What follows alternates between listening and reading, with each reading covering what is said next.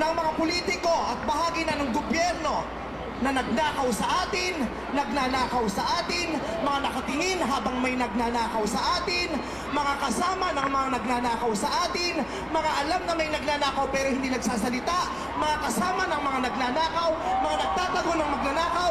Isa lang ang gusto namin sabihin sa inyong lahat: patawad kay Father, pero puta nyo! Tahan ng mga puta nyo! Katatapos lang ng misa, pero Panginoon, patawarin nyo kami, pero totoo yan. Ito ang wika ng lahat ng mga Pilipinong ninakawan. Puta nyo! Ang dami nangyaring hindi maganda sa rally kahapon. Mayroong mga nagkasakitan, mayroong mga namatay, marami pang mga nasirang mga gamit, mga stoplight at kung ano-ano pang vandalism ang nangyari sa Calacang, Manila. Pero alam nyo mga kaibigan, mga kapatid, ito yung nakapukaw sa isang mga pangyayari kahapon sa aking atensyon. Na isang bagay na ikaw, kung gagawa ka ng kasalanan, hindi mo na kailangan idamay pa ang Diyos sa mga bagay na gusto mong sabihin, sa mga bagay na gusto mong gawin. At isasangkalan mo pa na hihingi ka muna ng tawad sa Diyos bago mo gawin ang iyong kasalanan. Kaibigan, kung ikaw ay Kristiyano, tatandaan mo ang lesson na ito sa ating buhay. Tayo bilang Kristiyano, hindi dapat ganyan ang ating mga pag-aasal. Na kung paanong ikaw ay bago gumawa ng kasalanan, ay ipapanguna mo munang ipagpatawad sa Panginoon. Kaibigan, huwag mong sadyain ang paggawa ng kasalanan dahil hindi yan ang gusto ng Diyos at ayaw ng Diyos ang mga ganyang bagay. What shall we say then? Shall we continue in sin that grace may abound? God forbid. How shall we that are dead to sin live any longer therein? Kung ikaw ay Kristiyano at napapanood mo ang video na ito, kaibigan, kapatid, huwag nawa sana maging ganyan ang pag-aasal natin bilang Kristiyano.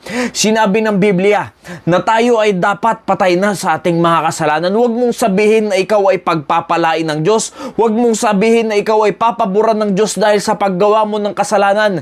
Kaibigan, hindi mananagana ang biyaya ng Panginoon sa paggawa ng kasalanan dahil tatandaan mo, ang paggawa pa nga ng kasalanan, yan ang magpapahiwalay sa ating fellowship sa ating Diyos. At ang presensya ng Diyos ay hindi mo mararamdaman pag ikaw ay gawa ng kasalanan. Kaya kaibigan, tatandaan mo, tayo bilang mga Kristiyano, maraming ganyan. Inuuna muna yung pagpatawad sa kasalanan bago nila gawin ang kanilang kasalanan. At marami rin Kristiyano, alam na nila na kasalanan yun, pero patuloy pa rin nilang ginagawa. Kaibigan, huwag kang maging hipokrito.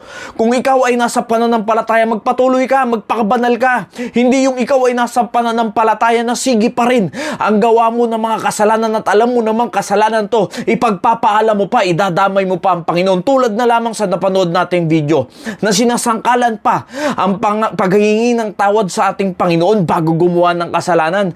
At kung ano-ano pang kabalustugan ang sasabihin. Kung meron kang ganyang sasabihin, sabihin mo na lang, huwag mo na lang idamay ang Diyos sa iyong buhay. Nagawa ka na rin lang ng kasalanan, isasangkalan mo pa ang pangalan ng Panginoon, hihingi ka pa ng kapatawaran sa bagay na gusto mong gawin na hindi naman ka nais-nais sa harapan ng Diyos. Kaya't alam nyo po, huwag tayo magpakahipokritohan dito. Kung ikaw ay Kristiyano, magpakabanal ka, mamuhay ka ng maayos, mamuhay ka ng matuwid, mamuhay ka ng ayon sa kalooban ng Diyos, hindi yung nais mo lamang ang gusto mong masunod. Dahil tatandaan mo, kaibigan, kapatid, sinabi ng Biblia, tayo dapat ay patay na sa ating mga kasalanan dahil sa ating pagsampalataya sa ating Panginoong Jesucristo. Kung tunay mo siyang tinanggap sa iyong buhay, sa iyong puso bilang Diyos at tagapagligtas, panatiliin mo na ikaw ay lumakad sa katotohanan, hindi sa kaplastikan, hindi sa kahipokritahan, para lang i-please mo ang ibang tao at magmukha kang maayos sa kanilang harapan. At dahil sinabi ng Biblia na patay na tayo sa kasalanan, kaibigan, siguraduhin mo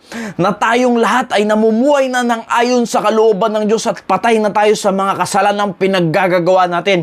Hindi na dapat natin pa isinasabuhayan kung paano nung tayo ay unbeliever pa. Ayan yung mga nais natin at gustong-gusto natin gawin. Huwag nawa, nadalin pa natin yan sa ating pananampalataya sa ating Panginoong Jesucristo dahil yan ay kasiraan. Kasiraan saan? Sa body of Christ. Kung ikaw ay kabilang na sa iglesia ng Panginoon, ikaw ay kabilang na sa church, kaibigan, kapatid, ikaw ay kabilang na sa body of Christ, yan ay kahihiyan kung ganyan pa rin ang pag-uugali mo na turingan kang Kristiyano. At nawa, sa napanood nating video, mga kaibigan, mga kapatid, huwag nawa maging ganyan ang pag-uugali natin. Kung Kristiyano ka, magpakaayos ka sa harapan ng Panginoon. Nawa, naging pagpapala po ang mensaheng ito. Maraming salamat po and God bless you all.